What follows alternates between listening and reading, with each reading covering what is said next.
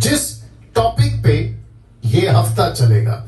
मुझे नहीं पता कि टोटल पूरा हफ्ता चलेगा यानी 4 दिन, या फिर मुझे नहीं पता 3 दिन, या फिर अगले हफ्ता, क्योंकि विषय ही ऐसा कुछ है और जिसको कहते हैं यीशु पर अध्ययन, इंग्लिश में टीचिंग ऑन जीसस। या मुझे लगा आप लोग ताली बजाएंगे, पास्टर हिवाले साहब। हवील हवील, माफ करें। चुपचाप नहीं बैठना है सर। मैं अक्सर कहता हूं कि आप लोग ऐसे लोग हैं जो यीशु से प्यार करते हैं। आप लोग दिन भर थक के आते हैं, मैं जानता हूं। आप घर पे बैठे तो घर का माहौल आप लोग के दिमाग में आता है, लेकिन टीचिंग चल रहा है ना। और जिसकी मैं बात कर रहा हूं वो अमिताभ बच्चन थोड़ी है, शाहरुख खान थोड़ी है, ये उन सबका बाप है। देखो फिर भी नहीं ताली बज रही है। ओके, तो वापस आता हूं जिस विषय पे ये हफ्ता चलेगा, और मुझे नहीं पता कि कितना टाइम चलेगा, कितना दिन चलेगा, क्योंकि टॉपिक ही अद्भुत है। और वो टॉपिक है यीशु, जीसस, यीशुआ, यस्तूस। ऐसे जितने भी ट्रांसलेशन के हिसाब से, लैंग्वेज के हिसाब से, आप जैसा कहो, एक ऐसा शख्स, एक ऐसी पर्सनालिटी, एक ऐसा व्यक्तित्व, एक ऐसा व्यक्ति जिसने जब से पैदा हुआ तब से अब तक गजब गजब गजब ढाया हुआ है। वाह। मैं फिर कहता हूं बहुत अद्भुत विषय है ये, और जिसको मैं समझता हूं कि हम सभी को सीखना समझना बहुत जरूरी है। राइट, तो वापस कहता हूं कि इस एक विषय पे जिसको कहते हैं यीशु, इसके ऊपर आज हम बात करेंगे ना। मैं चाहता हूं कि सबसे पहले आप ये स्लाइड्स देख लीजिएगा, ठीक है ना। लिखा है एक विश्वासी को यीशु के प्रति पूरी जानकारी और सही ज्ञान होना जरूरी है। Is that right Rekha ji? या फिर से दोहरा देता हूं क्योंकि टीचिंग है। और वापस कहता हूं कि एक विश्वासी को यीशु के प्रति पूरी जानकारी और सही ज्ञान, नॉलेज होना बहुत बहुत जरूरी है। अगर यीशु को नहीं समझे फिर क्या समझे? टोटल बाइबल में अगर इस व्यक्ति को नहीं समझे तो फिर क्या समझे? नूहा को समझ के मैं क्या करूं? अब्राहम को समझ के आप और हम क्या करें? मूसा को समझ के आप और हम क्या करें? पतरस को, पौलुस को समझ के हम और आप क्या करें? जो सबका बाप है, जो सबका पिता है, अनादि काल से है, आदि है, अंत है, अल्फा है, ओमेगा है, अगर उसको नहीं समझा तो एक साथ बोल दीजिए, गई भैंस पानी में। ठीक है ना। तो इस व्यक्ति को, और मुझे बेहद बेहद खुशी है, बहुत ज्यादा उत्साहित हूं, क्योंकि आप नहीं समझ पाओगे या नहीं सोच पाओगे कि किस तरीके का ये टॉपिक होने जा रहा है, जिसको मैं अभी बैठे बैठे महसूस कर सकता हूं, क्योंकि आपके होश उड़ जाएंगे जैसे जैसे सीखोगे, जैसे जैसे समझोगे। मैं जानता हूं इसमें बहुत सारे सेवक भी हैं, पास्टर्स भी हैं, लेकिन आपको गारंटी देता हूं, अश्योर करता हूं कि आपने भी ऐसे ऐसे पॉइंट्स जो मैं रखूंगा इन 4 दिनों में, आपने भी नहीं सुना होगा। आपको मैं अभी से कह देता हूं। तो अद्भुत अद्भुत प्रकाशन के साथ में हम और आप जो हैं यहां से सीखने जा रहे हैं। तो वापस कहता हूं कि हर विश्वासी को, किसी भी डिनोमिनेशन का हो, पंथ का हो, देश का हो, विदेश का हो, दास हो, दासी हो, भाई हो, बहन हो, हम सभी को यीशु के प्रति पूरी जानकारी और सही ज्ञान होना बहुत जरूरी है। ऐसा क्यों पास्टर डैनियल? क्योंकि यूहन्ना की किताब उसका 17:3, आइए देखते हैं क्या कहता है। कहता है कि अनंत जीवन यह है, अनंत जीवन यह है कि वे तुझे, अद्वितीय सच्चे परमेश्वर को, और यीशु मसीह को जिसे तूने भेजा है। ये जो ब्लैक में स्पॉट किया है ना यूट्यूब वालों, आप भी देख लीजिएगा, लिखा है जाने। मैं रिपीट करता हूं कि अनंत जीवन यह है कि वे तुझे, अद्वितीय सच्चे परमेश्वर को और यीशु मसीह को जिसे तूने भेजा है, जाने। या एक सच्चे परमेश्वर को जाने, तो इसका मतलब है कि मुझे, यानी डैनियल राज को, जिसको कहते हैं ना ताउम्र, मतलब पूरी जिंदगी मुझे किसमें बिताना है? यीशु को जानने में, यीशु को जानने में। दूसरा, मुझे क्या करना है? दूसरों को यीशु के बारे में जानकारी, आगे बोल दीजिए, देते रहना। खुद भी जानना है और दूसरों को भी यीशु के बारे में जानकारी देते रहना है। मैं फिर कहता हूं, मसीह मंथन एक ऐसे कॉन्सेप्ट में चल रहा है जो यीशु की टोटल बातों को लेकर चलता है। इसलिए मैं फिर कहता हूं, पुरुष हो या स्त्री हो, हम सबको प्रभु का सेवा करना है। कोई मूर्ख अगर ये कहता है कि महिला सेवा नहीं कर सकती, आप उसको एक ही प्रश्न पूछना, कौन सी बाइबल पढ़ते हो? कौन सी बाइबल पढ़ते हो? हम सभी को, दास हो दासी हो, पुरुष हो स्त्री हो, हम सबको परमेश्वर के वचन का ज्ञान दूसरों तक पहुंचाना बहुत बहुत जरूरी है। तो फिर कहता हूं, अनंत काल का जीवन क्या है? यीशु मसीह को जानना। नाउ पौलुस क्या कहता है, देखिए इफिसियों 1 का 16 से 17, वो कहता है तुम्हारे लिए, किसके लिए? आपके और मेरे लिए, साथ ही साथ उस वक्त के लोगों के लिए जिनका अभी अभी उद्धार हुआ है।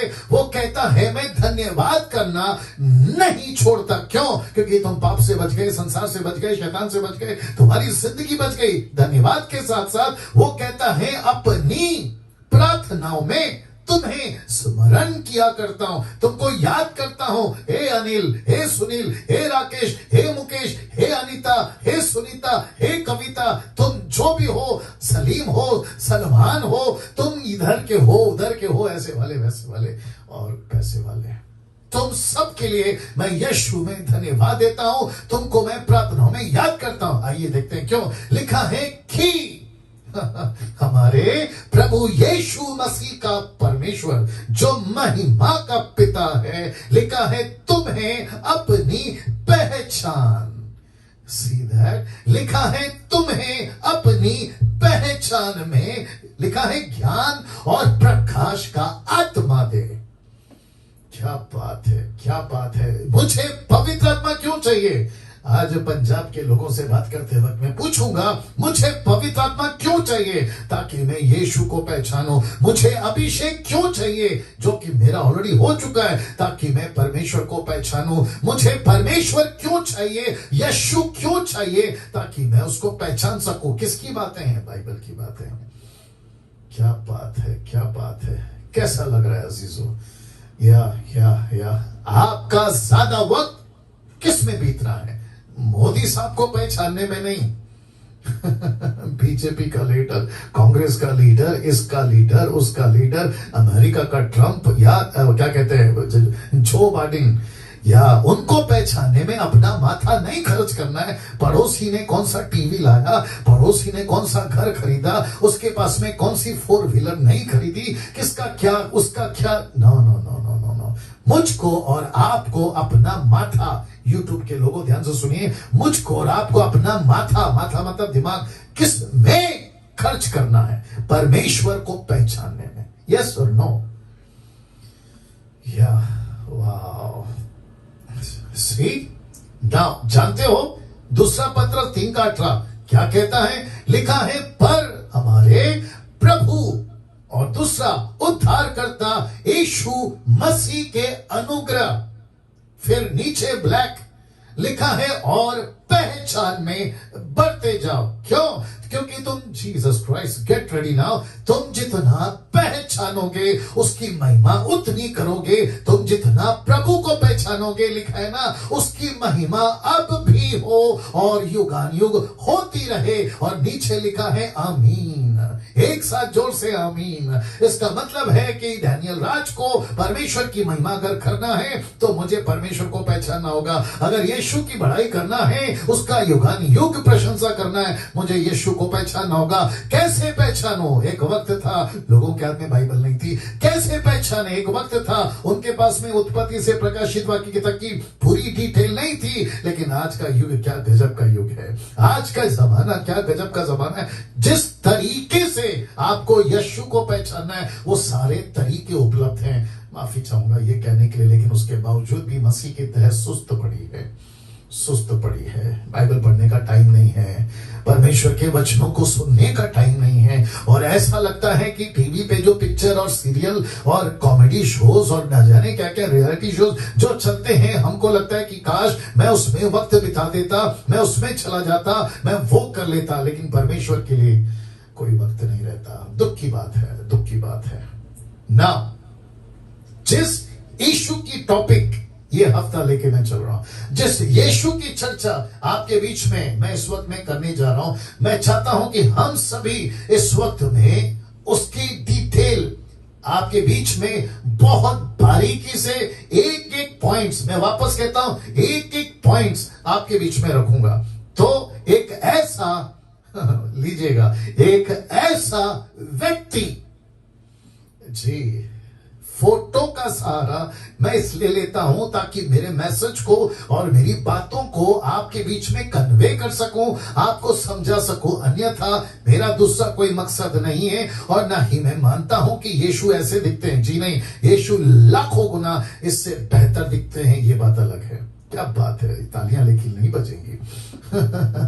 वापस आते हैं, एक ऐसा व्यक्ति, बहुत ध्यान से देखिएगा, जिसके पैदा होते ही, आप लोग तैयार हैं? लिखा है एक ऐसा व्यक्ति जिसके पैदा होते ही कैलेंडर के 2 टुकड़े हो गए। कुछ लोग शायद समझ गए, लेकिन कुछ लोग शायद नहीं समझे। तो मैं वापस कहता हूं कि एक ऐसा व्यक्ति जिसके पैदा होते ही कैलेंडर के 2 टुकड़े हो गए। श्रीमान, कितने? 2 टुकड़े। पास्टर डैनियल, कैसे? जब यीशु अपने जीवन काल में, जब यीशु का समय था, तो उस वक्त जो कैलेंडर चलता था वो चलता था रोम का, रोम उसका कैलेंडर चलता था। तो उस वक्त जो डेट था ना, जिसको कहते हैं जीरो, उस डेट के, उस कैलेंडर के कितने टुकड़े हो गए साहब? 2 टुकड़े। बता देता हूं कैसे। एक हो गया बीसी और दूसरा हो गया एडी। या जिस किसी व्यक्ति को पूछो आज के तारीख में, वो चाहे पॉलिटिकल लीडर हो, वो चाहे कॉर्पोरेट वर्ल्ड का लीडर हो, वो चाहे नेता अभिनेता हो, लंदन का प्रिंस हो, सड़क का हो, रोडपति हो, करोड़पति हो, उन सबको पूछेगा, भैया ये बीसी और एडी का क्या मतलब है? स्कूल से लेके कॉलेज तक, बच्चों से लेके बूढ़ों तक, सब को अगर तारीख में आपको आगे पीछे समझाना है, तो तारीख लिखने के पहले या लिखने के बाद बीसी है तो बीसी डालते हैं, एडी है तो एडी डालते हैं। नाउ पास्टर डैनियल, बीसी का क्या मतलब है? Common sense, before Christ.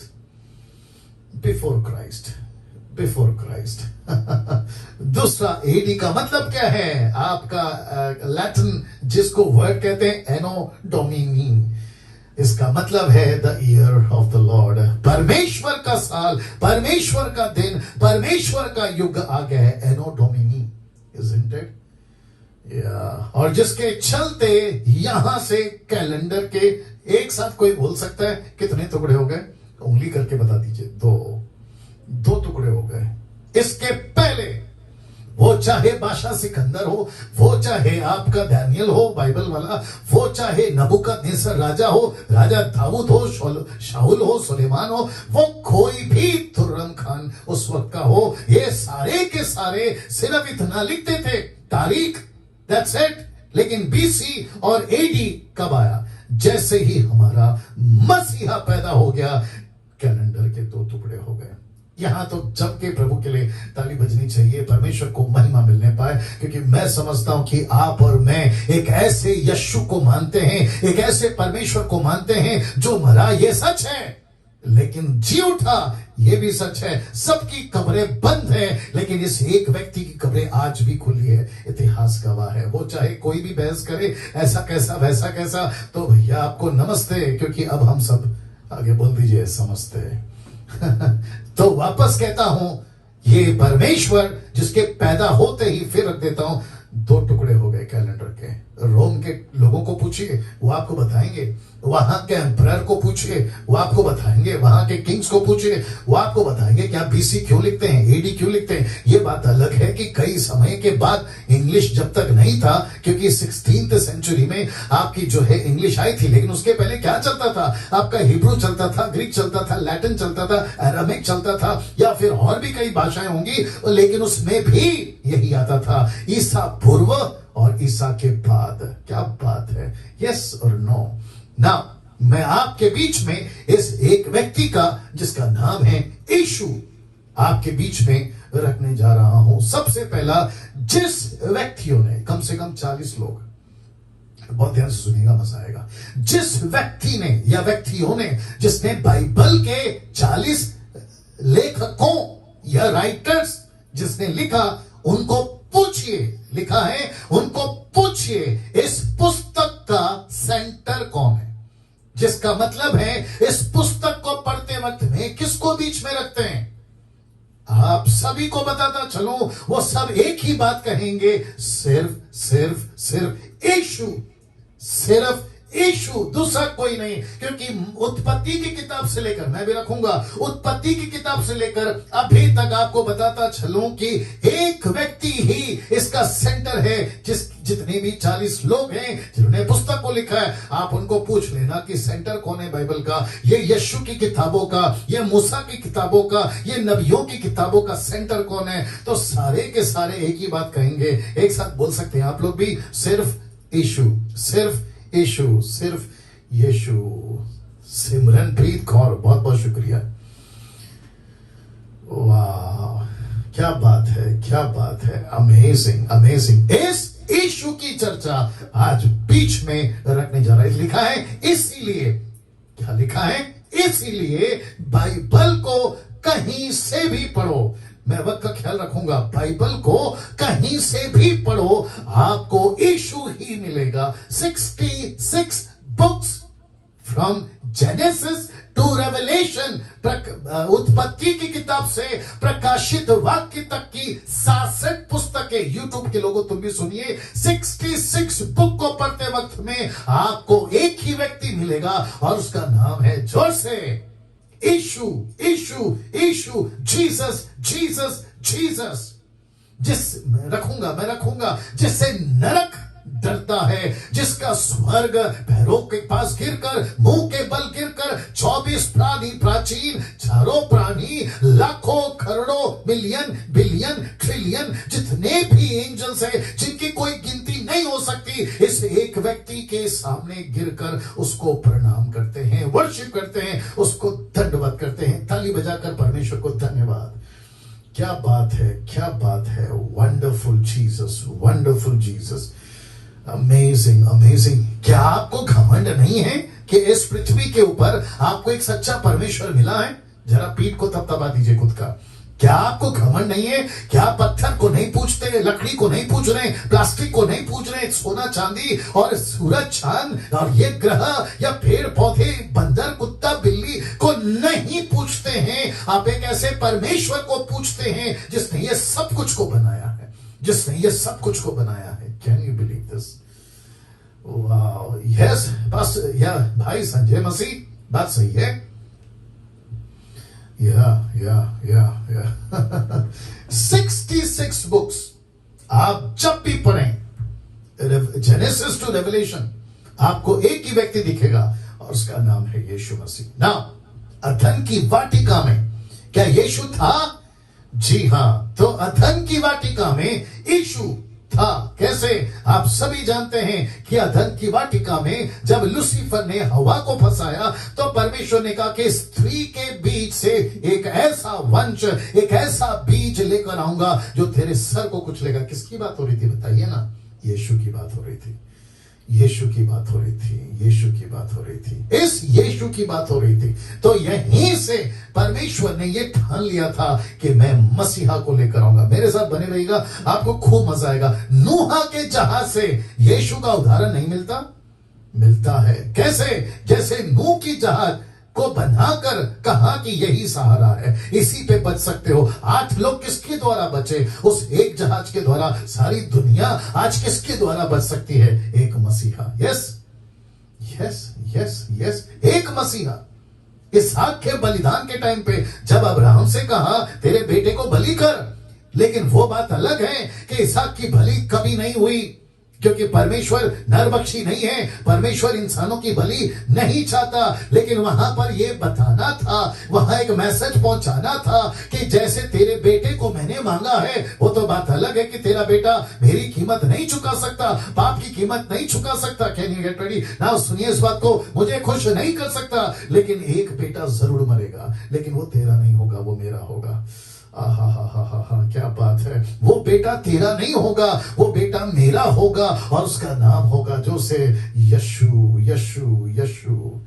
क्या बात है दोस्तों, क्या बात है अजीजों, क्या बात है बहनों भाइयों। परमेश्वर इस यशु को इस डीटी के माध्यम से आपके बीच में मैं जो परोस रहा हूं, यीशु से फिर से मोहब्बत करना शुरू करिए, यीशु के फिर से नजदीक आना शुरू करिए। अगर बहुत थे तो और बहुत आइए, अगर थोड़े थे तो पूरा आइए, आधे हैं तो खत्म करिए, इतने नजदीक आ जाइए। कम ऑन, या yes lord, worship you Jesus. इसहाक के बलिदान के वक्त यीशु का उदाहरण दिया।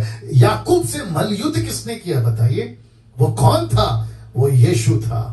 यीशु का मलयुद्ध हुआ, यीशु का। मूसा की मिनिस्ट्री में क्या यीशु नहीं थे? बिल्कुल थे। कैसे पास्टर डैनियल? लीजिए रख रहा हूं, ये द पास ओवर लैम्ब। ये कौन है जिसको हिंदी में कहते हैं फसा का मेमना? आप कौन है? यीशु। यस और नो? कम ऑन सभी रिस्पॉन्स दीजिए। शांत नहीं बैठना है आपको, आपको प्रतिक्रिया देनी है, ठीक है ना? आप थैंक यू। आप लोग इस बात को समझिए कि परमेश्वर आज मुझसे और आपसे इस लेवल पे इस कदर बात कर रहा है। और मैंने कहा ना कि आप सभी जानते होंगे, आप यीशु को जानते होंगे, आप बाइबल को जानते होंगे, लेकिन आज परमेश्वर इस टीचिंग के माध्यम से अद्भुत तरीके से आपसे बात कर रहा है। मूसा की मिनिस्ट्री में क्या यीशु था? जी हाँ। कैसे? द पास ओवर लैम्ब, फसा का मेमना। क्या मूसा की सेविकाई में चट्टान से पानी निकलता था? जी हाँ, निकलता था। यह चट्टान कौन था? यह चट्टान यीशु था। पीतल का सांप कौन था? यीशु के क्रूस का चिन्ह था कि यीशु भी ऐसे ही एक दिन क्रूस पे मरेगा। कम ऑन, यस और नो? यस, वंडरफुल जीसस, जिसके चलते परमेश्वर मूसा के मिनिस्ट्री में यीशु को वक्त दर वक्त जब मौका मिला, जहां लोगों को बता सके कि इंतजार करो, एक मसीहा पैदा होगा। महायाजक किसके रूप को दर्शाता था? महायाजक का कॉन्सेप्ट क्यों लाया गया? क्योंकि महायाजक साल में एक बार, कब? साल में एक बार वो जाता था अति पवित्र स्थान में, जिसको कहते हैं होली ऑफ होली प्लेस, और वो जाता था परमेश्वर को आगे, परमेश्वर के आगे एक ऐसे मेमने का लहू लगाता था प्रतिवर्ष। लेकिन किसके तरीके से, किसके वजह से परमेश्वर उसको लेता था? एक महायाजक। लेकिन न्यू टेस्टमेंट में वो महायाजक कौन बना? आपका और मेरा यीशु। यस और नो? लहू किसका लेकर गया? बकरी का नहीं। लहू किसका लेकर गया? मुर्गी का नहीं, बछड़े का नहीं, किसी इंसान का नहीं। लिखा है खुद का लहू लेकर परमेश्वर याजक के रूप में कौन? आपका और मेरा यीशु गया। इसलिए तो कहा मारी मैगदलीन से, मरियम मगदलीनी से, मुझे मत छू। क्यों? यूहन्ना की किताब उसका 20:15 से उसने कहा क्यों? तो उसने कहा मैं अभी तक पिता के पास नहीं गया। इसका मतलब क्या है? इसका मतलब यह है कि यीशु कहता है मुझे मत छू, क्योंकि जैसे महायाजक को नहीं छुआ जाता है, उसको कोई टच नहीं करते हैं, क्योंकि वो परमेश्वर के पास में प्रायश्चित करता है, प्रायश्चित के ढक्कन के ऊपर, जिसको कहते हैं संदूक के सामने। कम ऑन, यस और नो? यीशु आपके और मेरे लिए क्या गजब का परमेश्वर है, और जिसके चलते आप और मैं और मुझ जैसे, आप जैसे पहली सदी से अब तक लोग क्यों मरते हैं पता है इस यीशु के लिए? क्योंकि उनको पता है कि ये सच्चा है। गर्दन काट दिए गए, जानवरों के सामने फेंक दिए गए, उनके बच्चों को जिंदा जला दिया गया, कई पत्नी के पति के सर को काट दिया गया। क्यों? इस मसीहा के लिए। ऐसी युग, ऐसी तड़प, ऐसा पैशन, ऐसा कंपैशन यीशु के लिए वापस आना चाहिए, वापस आना चाहिए। मूसा के प्रचार में यीशु, राजाओं के प्रचार में यीशु, यस और नो? नबियों के प्रचार में यीशु, आपके दानियल के दर्शन में यीशु। देख लीजिए। और उसके बाद में गजब का एक उदाहरण, और जो कि आप सभी जानते हैं, योना, जिसको कहते हैं जोना इंग्लिश में। एक ऐसा व्यक्ति, फोटो देख लीजिए यूट्यूब के लोगों, आप लोग भी, एक ऐसा व्यक्ति जिसके बारे में लिखा है, यीशु कहता है कि जैसा योना मछली के पेट में 3 रात 3 दिन था, वैसे मनुष्य का पुत्र भी पृथ्वी के गर्भ में, मतलब मट्टी के अंदर 3 रात 3 दिन रहेगा। ये सब क्या है? ये सब वो उदाहरण है जिसको लेकर परमेश्वर ने मुझसे और आपसे आज ये बातें की है। मैं चाहता हूं कि अपने हृदय में परमेश्वर को धन्यवाद दीजिए कि प्रभु एक ऐसा सच्चा परमेश्वर हमको मिला जिसका कहीं से किसी भी कोने से उसको कैंसल नहीं किया जा सकता है, उस पर शक नहीं किया जा सकता है। बहुत सारे यूट्यूब पे वीडियो बनते हैं यीशु के विरोध में, वापस कह रहा हूं, यीशु के विरोध में, बाइबल के विरोध में, कहते हैं कि ये सब क्या कहते हैं, फेक है, ये सब काल्पनिक है। अब बताइए, एक दो किस्सा हो सकता है, पूरी की पूरी हद हो गई सब ना। कुछ वचन है जिसको यीशु के पैदा होने से पहले लिखा गया था, कहा गया था। देखो क्या लिखा है, लिखा है भजन संहिता 110 का 1 पहले, फिर उसके बाद में वचन 4 आपके लिए मैं अलग से पढ़ूंगा। लिखा है मेरे प्रभु से। कौन है मेरा प्रभु? यीशु।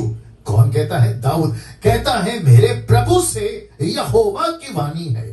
क्या वाणी है? जरा सुनिएगा, कि तू मेरे दाहिने हाथ बैठ। मरकुस 16:19 बिल्कुल घटित हो गया, मतलब हूबहू रिकॉर्ड हो गया। यीशु कहां जाकर बैठे? पिता के दाहिने हाथ में। यस और नो?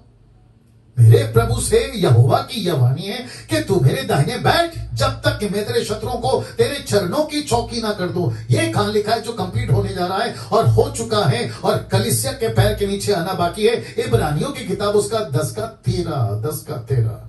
फिर वचन 4 क्या कहता? देखिए, यहोवा ने शपथ खाई है और ना पछताएगा कि तू मेल्किसेदेक की रीति पर सर्वदा का याजक है। इब्रानियों का 7वां अध्याय। कम ऑन यस और नो? यीशु को दाहिने हाथ में बैठ, तेरे शत्रु को तेरे पांव के नीचे कर दूंगा, तू सदा का मेल्किसेदेक की रीति पर याजक है। तो क्या ये काल्पनिक है? कम ऑन, बात करिए। क्या ये चंदा मामा की कहानी है? क्या ये फेरी टेल टाइप की स्टोरी है? जी नहीं, ये सच्ची घटनाएं ऑलरेडी घट चुकी हैं। यीशु पृथ्वी पर आ चुका है और जिसके आप और मैं सब फॉलोअर्स हैं। मलाकी 3:1 जिसको कल, माफ करे परसों, जिसको कहते हैं पाम संडे, यीशु का यरूशलेम में बड़े शान से और बड़े तगड़े तरीके से उनका स्वागत किया गया था, नीचे खजूर की डालियां डालकर। ये सुनो, और जिसको बहुत सारे लोगों ने कल मूर्खता की पूरी सीमा पार कर दी, खास करके पंजाब के लोगों ने मूर्खता की सीमा पार कर दी। एक व्यक्ति को यीशु बना दिया, उसको सफेद कपड़े पहना दिए और उसके नीचे खजूर की डालियां, उसके नीचे लेडीज लोग अपने दुपट्टे को ऐसे नीचे डालकर उसके लिए होसन्ना, किसके लिए? एक आदमी के लिए। Can you believe this? इसको कहते हैं मूर्खता। एनीवे, उसके ऊपर तो रात को बात करूंगा। लिखा है, देखो मैं अपने दूत को भेजता हूं। कहां? मलाकी 3:1 में, देखो मैं अपने दूत को भेजता हूं, वह मार्ग को मेरे आगे आगे सुधारेगा। और प्रभु जिसे तुम ढूंढते हो, कैन यू बिलीव दिस? लिखा है प्रभु जिसे तुम ढूंढते हो वह अचानक, ये जो शब्द है ना, अचानक अपने मंदिर में आ जाएगा। और यीशु अपने मंदिर में, जिसको 12 साल की उम्र में यीशु ने अपनी मां से कहा था कि मुझे मेरे पिता के घर में होना जरूरी है, एक ऐसा मसीहा जिसके बारे में मलाकी 3:1 में यह प्रोफेसी होती है कि अचानक, किसी को नहीं बताएगा, किसी शास्त्री फरीसी से फोन कर अपॉइंटमेंट नहीं लेगा कि मैं मेरे मंदिर में आ रहा हूं। जी नहीं, वो मंदिर का बाप है, वो मंदिर का मालिक है, वो मंदिर का रचयिता। दूसरे शब्दों में वो खुद परमेश्वर है। लिखा है, हाँ, क्या लिखा है? हाँ, वाचा का वह दूत जिसे तुम चाहते हो, सुनो, वह आता है। वो गधी के बच्चे पे बैठ कर आता है। बाप रे, मुझे नहीं पता कि विकास नाम है आपका, क्या नाम है? विलास तस्कोनो। जी भैया, हाथ पे हाथ रखकर कैसे बैठ सकते हैं? कुछ रिस्पॉन्स करिए। क्या बात है, ऐसे पंचेस दे रहा हूं। Wonderful Jesus.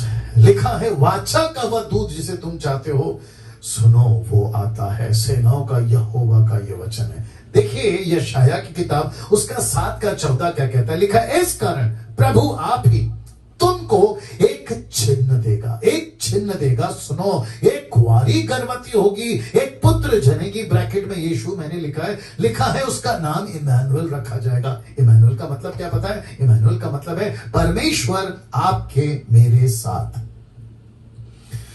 Okay okay okay okay वापस कहता हूं, परमेश्वर आपके और मेरे साथ। इसका मतलब है, किसी ने मुझसे पूछा था बीच में कि जब यीशु का नाम यीशु है तो फिर उसका नाम इमैनुअल क्यों, और अगर इमैनुअल है तो यीशु क्यों? अब उनको कौन बताए कि इमैनुअल नाम नहीं है, इमैनुअल का मतलब है कि परमेश्वर हमारे साथ। आप किसको क्या समझाएं?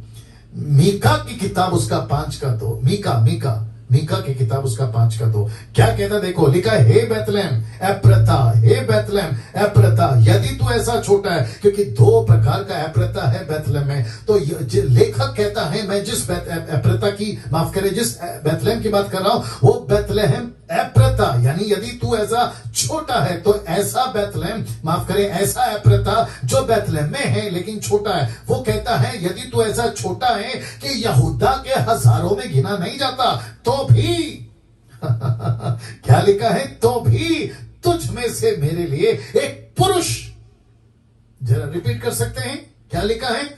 पुरुष निकलेगा। यह पुरुष कौन है मैं रखूंगा, और आप तो वैसे भी जानते हैं, एक पुरुष निकलेगा जो इस्राएलियों में प्रभुता करने वाला होगा। उसका, जीसस क्राइस्ट, गेट रेडी, लिखा है उसका निकलना प्राचीन काल से वरना अनादि काल से होता आया है। पृथ्वी की नींव नहीं गिरी थी, सूरज चांद नहीं बना था, पृथ्वी का कोई पेड़ पौधा नहीं बना था, किसी प्रकार की कोई रचना नहीं हुई थी। ऐसा लिखा है, वो पुरुष का निकलना तय हो गया था।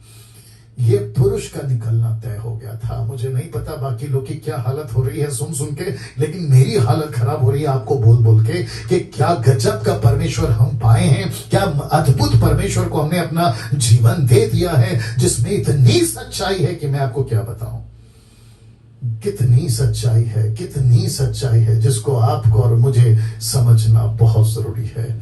वाह ना, मेरा जो अभी आज का पहला हफ्ते का, माफ करें, इस हफ्ते का पहला दिन का जो टॉपिक है वो है यीशु। और मैं आपको क्या बता रहा हूं, एक ऐसा व्यक्ति जिसने कैलेंडर के 2 टुकड़े कर दिए, एक ऐसा व्यक्ति जिसने लोगों की जिंदगी में इतना प्रभाव डाला है कि अगर आप बाइबल को कहीं से भी पढ़ोगे तो आपको यीशु मिलेगा। मैं इस कड़ी में बात कर रहा हूं।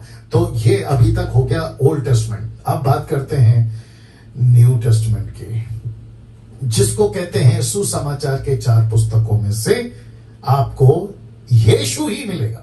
यहां भी पुरुष आप सभी जानते हैं, लूका, उसके ठीक बगल में उकाब, आप जानते हैं यूहन्ना की पुस्तक, इस तरफ नीचे लायन यानी कि सिंह, आप जानते हैं राजा के रूप में मत्ती की किताब। आप इस तरफ जो नीचे चौथा लाइन के नीचे है उसको कहते हैं बैल, यानी कि मरकुस की किताब जिसको कहते हैं सेवक।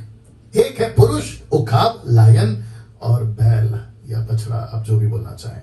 ये चारों के चारों सिंबॉलिक, अपोक्लिप्टिक, एक चिन्ह के रूप में सुसमाचार की 4 पुस्तकें, जिसका जिक्र हिजकिय्याह की पुस्तक और जिसका जिक्र खुद यूहन्ना प्रकाशित वाक्य में लिख चुका है कि मैंने स्वर्ग में ये 4 प्राणी देखे जो आपस में एक दूसरे से मिले हुए हैं, और एक है पुरुष, एक है उकाब, एक है लायन और एक है बछड़ा या बैल, आप जो बोलना चाहें।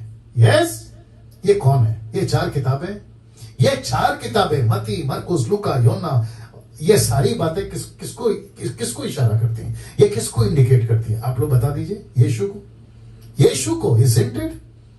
कितनी सच्चाई, कितनी वास्तविकता है इस पुस्तक में। नाउ एक प्रश्न आपके बीच में रखूंगा, ये आपका बाइबल है, बाइबल के 2 भाग क्यों? ब्रैकेट में 2 पार्ट्स क्यों? आप सभी जानते हैं ओल्ड टेस्टमेंट, न्यू टेस्टमेंट 2 भाग हैं, राइट? अब प्रश्न है क्यों? इसको एक साथ क्यों नहीं लिखा गया? इसको ऐसा क्यों नहीं कहा गया 1 बुक? ऐसा क्यों कहा कि इसके 2 पार्ट हैं, एक है ओल्ड और दूसरा है न्यू? जानना चाहते हैं? जी दे रहा हूं। ओल्ड टेस्टमेंट में यीशु की भविष्यवाणियां हैं, न्यू टेस्टमेंट में यीशु की भविष्यवाणियां पूरी होती हैं। आप नहीं समझे शायद। ओल्ड टेस्टमेंट में यीशु की प्रोफेसी हुई, लेकिन न्यू टेस्टमेंट में वही प्रोफेसी पूरी हुई। इसलिए लिखा है 2 भाग। अगर कोई कहता है ओल्ड टेस्टमेंट क्यों, तो उनको कहना है कि साहब ओल्ड टेस्टमेंट इसलिए है क्योंकि यीशु को लेकर प्रोफेसी प्रोफेसी भविष्यवाणी भविष्यवाणी भविष्यवाणी होती चली होती चली होती चली। बोला फिर न्यू टेस्टमेंट क्यों? फिर उनको कहना है कि जो भविष्यवाणी हुई थी वो यीशु के न्यू टेस्टमेंट में पूरी हो गई, कंप्लीट हो गई। क्या बात है, क्या बात है, जिसके चलते बाइबल के दो भाग हैं।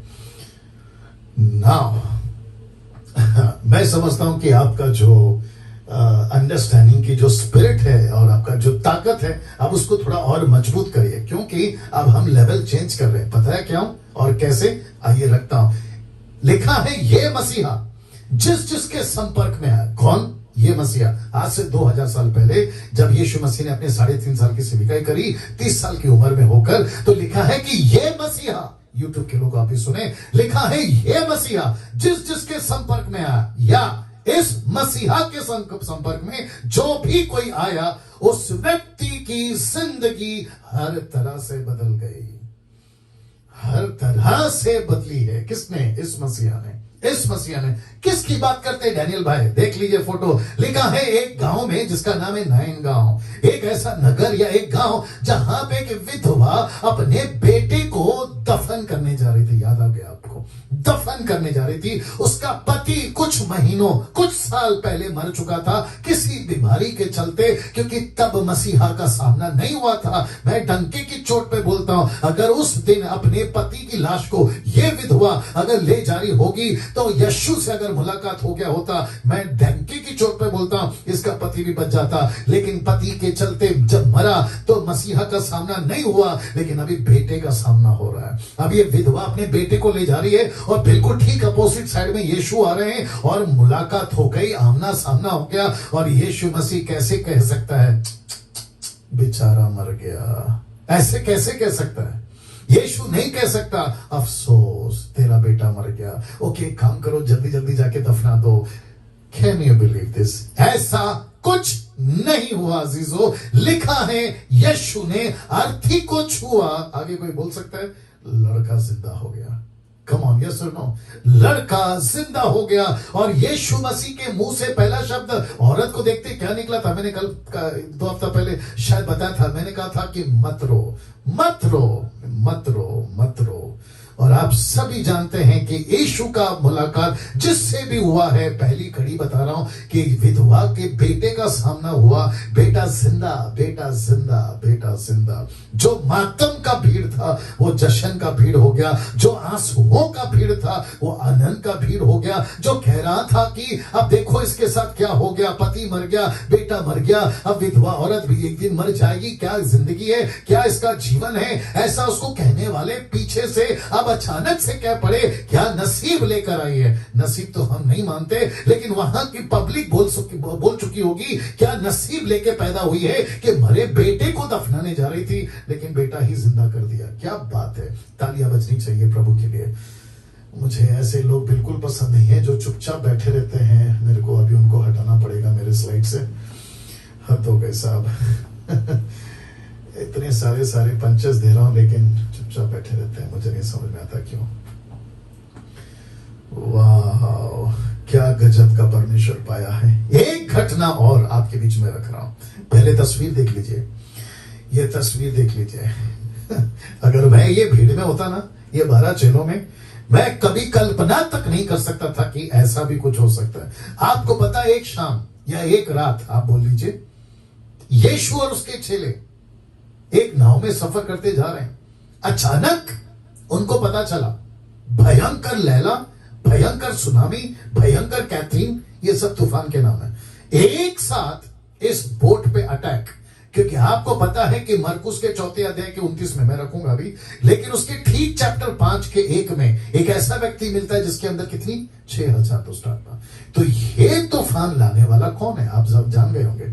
लेकिन उसके बावजूद पतरस, याकूब, यूहन्ना, फिलिप, एंड्रू, नथानियल, ये सारे के सारे यीशु मसीह को जाकर जगाते हैं, कहते हैं तुझे चिंता नहीं है, हम मरे जा रहे हैं। अब वचन को पढ़ते हैं, लिखा है तब क्या लिखा है? लिखा है तब उसने उठकर आंधी को डांटा और पानी से कहा शांत रह, थम जा। क्या लिखा है दोस्तों? लिखा है शांत रहे और थम जा। इंग्लिश ट्रांसलेशन कहता है बी स्टिल। क्या लिखा है? बी स्टिल, थम जा, रुक जा। और आपको पता है, देखिए क्या लिखा है, लिखा है आंधी थम गई और वहां पे पीस, वहां पे बड़ा चैन हो गया। पतरस सोचने लगा ये कौन है जो हमारी बोट में बैठा है।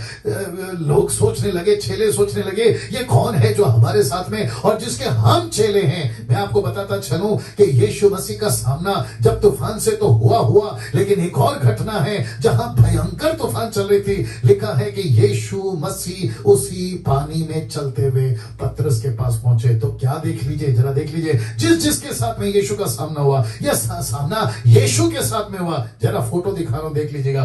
पतरस को जब पता चला ये तो मसीहा है, तो उसने कहा मैं भी चलना चाहता हूं। यीशु ने कहा आ। तो लिखा है खुद भी चलता है और दूसरों को भी चलाता है। ताली बजनी चाहिए। Amazing, amazing. क्या अद्भुत परमेश्वर पाया है आपने और मैंने, क्या अद्भुत परमेश्वर पाया। जैसे ही ये घटना होती है, जैसे ही ये जो तूफान को थमाना होता है, आपको मैंने कहा था कि एक ऐसा व्यक्ति जिसके अंदर 6000 दुष्ट आत्मा थी। फोटो देख लीजिएगा, फोटो देख लीजिएगा। वाह जीसस, फोटो देख लीजिएगा।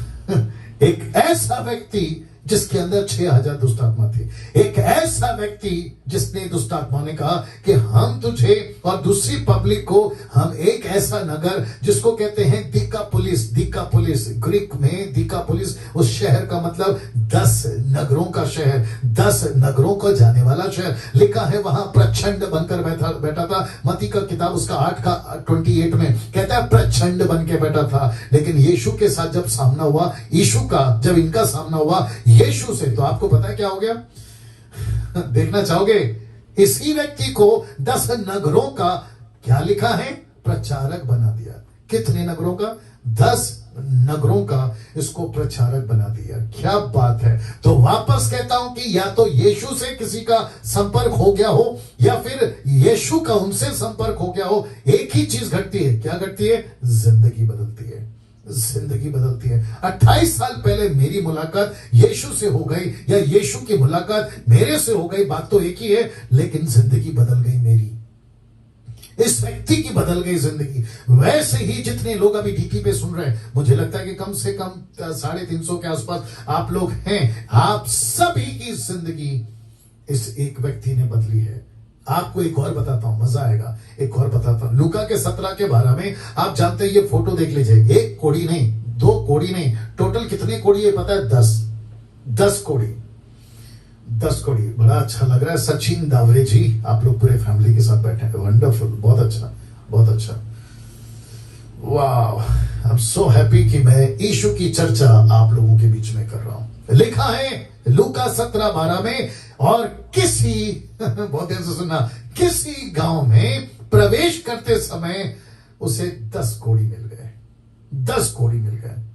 अब यीशु की पावर एक कोड़ी को ठीक करने की है, हो सकता है, लेकिन 10 कोड़ी, सोचा होगा 10 को कैसे ठीक करेगा, लेकिन आपको पता है 10 के 10 चंगे हो गए, 10 के 10 ठीक हो गए। फोटो देख लीजिए। लेकिन उसमें से एक व्यक्ति, आप देख लीजिए फोटो, पीछे घूमकर लौट कर आता है, कहता है धन्यवाद, आपने हमारी जिंदगी बदल दी, धन्यवाद। यीशु पूछता है वो बाकी 9 कहां हैं? क्या वो ठीक नहीं हुए? ऑफ कोर्स वो ठीक हुए, लेकिन एक ऐसा स्वभाव है ना, एटीट्यूड है ना, थैंक यू तो नहीं बोलना होता है कुछ लोगों को, लेकिन ये एक व्यक्ति धन्यवाद देने वापस आया। और मैं समझता हूं ये वही व्यक्ति होगा जिसने लूका को बताया होगा कि लिखो, हम लोग सब बैठे थे किसी गांव में एक आशा से कि मर जाएंगे, इसी बीमारी में मर जाएंगे, लेकिन एक दिन हमारा सामना यीशु के साथ हो गया, उसने हमारी जिंदगी बदल दी। और मैं वो व्यक्ति हूं जो पलट कर यीशु को थैंक यू बोलने आया। और लूका को कहता है लेख, क्योंकि हम एक नहीं थे, हम 10 थे। क्या बात है दोस्तों, क्या बात है। Amazing, amazing. एक घटना एक और रखता हूं और इस कड़ी में आगे बढ़ूंगा। एक व्यक्ति था साहब, पैरालाइज था, अपंग था, क्या था नहीं पता, लेकिन जब पता चला कि भीड़ बहुत है, जहां यीशु थे मरकुस का 2 अध्याय में, भीड़ बहुत है, लेकिन क्योंकि उसको ला नहीं सकते थे, उसका मिलना बहुत जरूरी था। अगर उस दिन उसकी मुलाकात यीशु से नहीं होती तो मैं समझता हूं कि 10-5 मिनट के बाद में वो मरने वाला था। छत को तोड़ दिए, क्या तोड़ दिए? छत को तोड़ दिए, छपरा तोड़ दिए, और 4 रस्सी से 4 लोगों ने जहां यीशु बैठा था वहां उतार दिया। और आपको पता है क्या हुआ? देख लीजिए, लिखा है वह उठा, तुरंत खाट उठाकर सबके सामने निकल कर चला गया। इस पर सब चकित हुए, परमेश्वर की बड़ाई करके कहने लगे कि हमने ऐसा कभी नहीं देखा। इस तरीके से कोई चमत्कार करता है, इस तरीके से कोई चमत्कार करता है। Can you believe this? मुझे ऐसा लगता है कि मेरी बात सुनते सुनते आप लोगों के अंदर एक ऐसी, क्या कहते हैं ना, फीलिंग्स, ये एक ऐसी भावना या एक ऐसी बात आ रही होगी, यार पढ़ते तो खूब थे, लेकिन इस तरीके से हमने शायद कभी यीशु मसीह को नहीं जाना, लेकिन इस डीटी के माध्यम से हम यीशु को और समझ पा रहे हैं, और उसका सारा श्रेय सिर्फ पवित्र आत्मा को, सिर्फ यीशु को। क्या करूं, मेरी मजबूरी है एस्तर जी, मुझे बोलना पड़ेगा। 5वीं क्लास 3 फेल, ये क्या बताएगा? नहीं बता पाएगा, ये सब परमेश्वर का काम है। वाह, आपको एक और घटना रखता हूं, आपको खूब मजा आएगा, ठीक है ना? जरा देख लीजिएगा, फोटो देख लीजिएगा, सबसे पहला फोटो देख लीजिएगा, और मैं तब तक थोड़ा सा पी लेता हूं।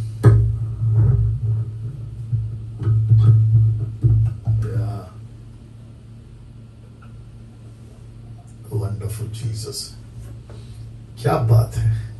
एक ऐसी महिला जिसको कहते हैं सामरी औरत या सैमरिटन वुमन, एक ऐसी महिला जो दोपहर के वक्त पानी भरने आती है, यीशु से मुलाकात होता है या यीशु से मुलाकात करते हैं। आप जानना चाहते हैं क्या लिखा है? देख लीजिए, लिखा है यीशु ने उसका जीवन बदल दिया।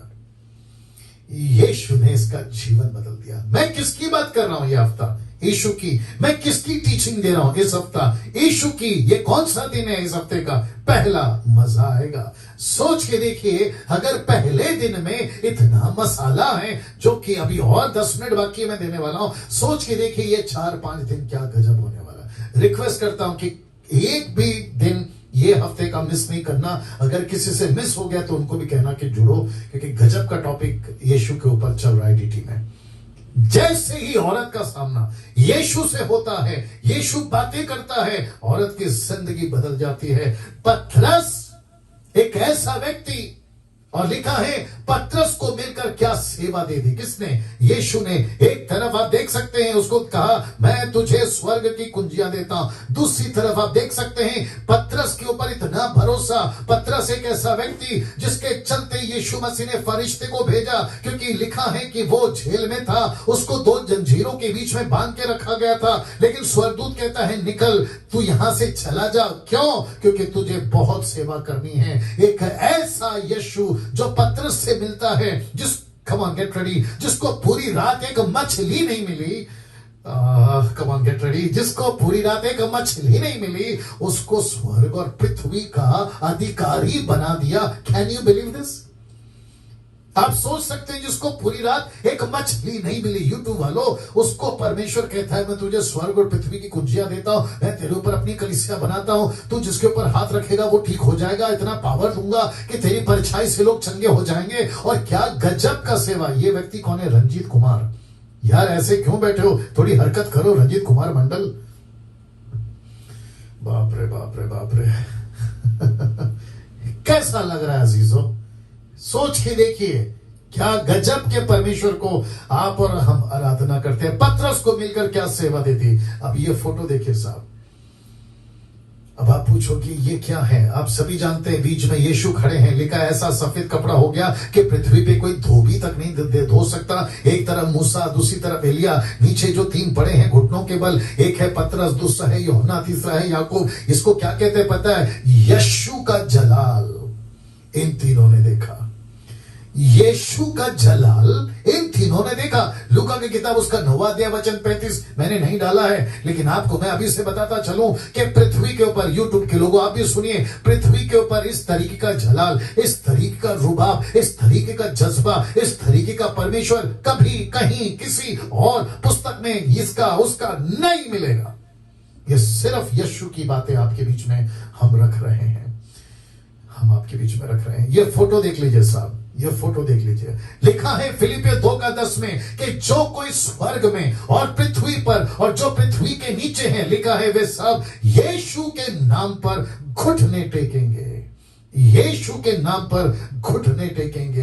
एक ऐसा दिन आएगा, या तो जीते जी, या तो मरने के बाद, या तो पृथ्वी पे, या तो स्वर्ग में, या तो नरक में, लेकिन हर एक का घुटना टिकेगा। और पतरस क्या कहता है देखिए, वो कहता है और किसी दूसरे के द्वारा उद्धार नहीं है। प्रेरितों की किताब 4:12, एक्ट चैप्टर 4:12 कहता है किसी दूसरे के द्वारा उद्धार नहीं है, क्योंकि स्वर्ग के नीचे मनुष्य में और कोई दूसरा नाम नहीं दिया गया जिसके द्वारा हम उद्धार पा सके, जिसके द्वारा हम उद्धार पा सके। Can you believe this?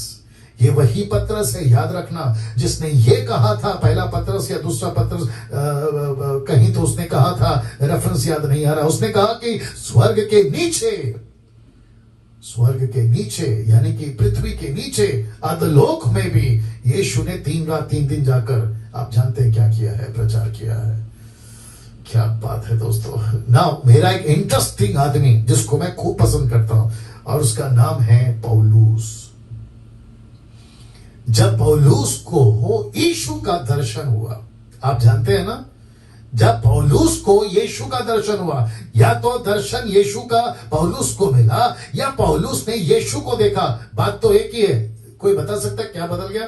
देख लीजिए, इसका भी जीवन बदल गया। और किस तरीके से बदल गया आपके बीच में रख देता हूं।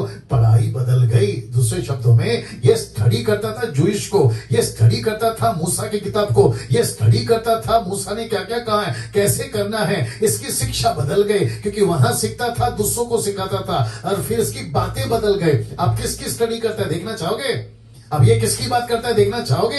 अब ये किसकी चर्चा करता है देखना चाहोगे? जानते हो इस पौलुस ने क्या लिखा है? पहला कुरिन्थियों 1:23 कहता है, परंतु हम तो, मतलब मैं तो उस क्रूस पर, कम ऑन गेट रेडी, उस क्रूस पे चढ़ाए हुए मसीह का प्रचार करते हैं, जो यहूदियों के निकट ठोकर का कारण और अन्य जातियों के निकट मूर्खता। मैं इसका भी जिक्र करूंगा, लेकिन वो किसका प्रचारक बन गया? एक मुलाकात में किसका प्रचारक बन गया? इसका, इस मसीहा का। 28 साल पहले मैं किसका प्रचारक बन गया? इस एक मसीहा का। आप जितने अभी जुड़े हैं, किसके प्रचारक बन गए? इस एक मसीहा के। वाह! सब सब सब थाली बजाकर परमेश्वर को धन्यवाद देंगे, सभी सभी सभी। क्या गजब का जीवन बदलता है, क्या गजब का जीवन बदलता है। कहता है मैं दूसरा कुछ नहीं जानता, मैं सिर्फ इसी का प्रचारक बनूंगा। मैं वापस कहता हूं, क्रूस का प्रचारक बनिए। किसका? जोर से, क्रूस का। क्रूस का प्रचारक, दूसरे शब्दों में, जो क्रूस पे चढ़ा, मैं उसकी बात कर रहा हूं, जो क्रूस पे चढ़ा, मैं उसका प्रचारक बनूंगा। यूट्यूब पे प्रचार करना शुरू कर दीजिए, मेरी रिक्वेस्ट है आप लोगों से। मैं कम से कम 4-5 दिन से बोल रहा हूं, अपनी अपनी चैनल बनाओ। आपके सब्सक्राइबर्स कम है, आज कम है, लेकिन यहां से ठीक 1 साल बाद, 2 साल बाद, 5 साल बाद आप देखिएगा, आपको आपके प्रचार को लोग सुनना शुरू कर देंगे। शुरुआत हमेशा 0 से होती है, शुरुआत हमेशा कुछ नंबरों से होती है। आप देखिए ना, डैनियल राज एक 4-5 साल पहले मेरे सब्सक्राइबर्स कितने थे? 7,000, 8,000, लेकिन आज कितने हैं? 1.5 लाख के ऊपर। ये कैसे होता है? आप जब प्रचार करोगे, आप जब प्रभु में वचन सुनाओगे, ये होगा। घर बैठे बैठे चुपचाप बैठने से अच्छा है, टीवी देखने से अच्छा है, कुछ और टाइम पास करने से अच्छा है, आप परमेश्वर का वचन तैयार करिए और डालिए फेसबुक पे, यूट्यूब पे, और यीशु के क्रूस का यानी कि मसीहा का प्रचार करिए, मसीहा का प्रचार करिए ना। पौलुस ने कब कहा? उसने कब कहा पता है? जहां यहूदी और यूनानी, इसको कहते हैं इज़राइल और अन्य जाति, जहां यहूदी और यूनानी इसी क्रूस के दुश्मन थे, इसी क्रूस के दुश्मन थे। दूसरे शब्दों में, यीशु के दुश्मन थे, क्रूस की कथा के दुश्मन थे। तो माफ करिए, पौलुस ने क्या कहा?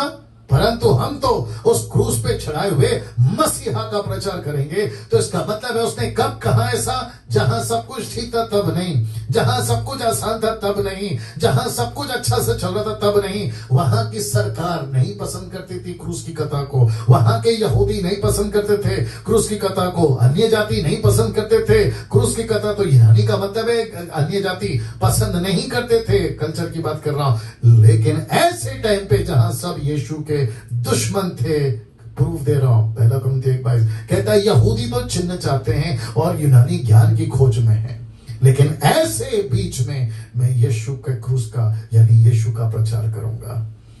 कैसा लग रहा है? कैसा लग रहा है? अब अंत में, क्योंकि समाप्त करना है, अब अंत में एक बात बहुत ध्यान से देखना। सबसे पहला चित्र देख लीजिएगा, और लिखा है यीशु का रुबाब, रुबाब प्रभाव, माफ करें, यीशु का प्रभाव, यीशु का प्रभाव। मैं कुछ सेकंड रख रहा हूं जी। यीशु का प्रभाव देखना चाहते हैं जी? आप देख सकते हैं ऊपर स्वर्ग है, बीच में पृथ्वी है और नीचे नरक है। यीशु का प्रभाव साथ में पढ़ लीजिएगा, लिखा है तीनों लोक में था। लिखा है स्वर्ग, माफ करें, पृथ्वी और स्वर्ग और नरक, इन सभी जगहों पे यीशु का प्रभाव था। कब? तब भी, अब भी, और जिस दिन यीशु इस पृथ्वी पर आएगा तब भी। लिखा है प्रकाशित वाक्य 1:7 में, देखो वह बादलों के साथ अपने आने वाला है और हर एक आंख उसे देखेगी। कहां कहां की आंख उसे देखेगी? स्वर्ग में जितने हैं वो देखेंगे, पृथ्वी पे जितने हैं वे देखेंगे, नरक में जितने हैं वे देखेंगे। और जिसके चलते मैंने रखा है यीशु का प्रभाव, यीशु का दबदबा। लिखा है यीशु का प्रभाव तीनों लोक में था, वो चाहे पृथ्वी हो, स्वर्ग हो, नरक हो। और यही दबदबा प्रभाव फिर वापस होगा जब यीशु मसीह इस पृथ्वी पर वापस आएगा। कैसा लगा अभी तक? अब यहां से बाकी का कल, एपिसोड नंबर 27, एपिसोड नंबर 27। आइए एक प्रार्थना करते हैं। सृष्टिकर्ता पिता यीशु के नाम में इन सभी बातों को लेकर आपके पास आते हैं। प्रभु, क्या अद्भुत अद्भुत परमेश्वर हमको मिला है, एक ऐसा मसीहा जिसने दुनिया की तख्तें पलट दी, राजाओं को सोच में डाल दिया, उस वक्त के पॉलिटिशियंस को इस शोक में डाल दिया, चिंता में डाल दिया। इस पृथ्वी पर ये कौन राजा है जिसका नाम है यीशु? प्रभु जी, आपका धन्यवाद। ऐसी ही बातें फिर आप इस जगत में करने जा रहे हैं। ये बात अलग है कि आज चारों तरफ महामारी, भयंकर बातें, गरीबी, सताव, तनाव, सब कुछ है, लेकिन उसके बीच में हम सबको एक यकीन है, एक सुकून है कि एक मसीहा है जिसका नाम है यीशु। हम उसके भरोसे पे चल रहे हैं। प्रभु, मैं प्रार्थना करता हूं जितने यूट्यूब पे, जूम पे हैं, सभी से आप बात करिए प्रभु जी, और उनको मजबूती दीजिए। यीशु के नाम से मांगते, सुने और कबूल करें, आमीन।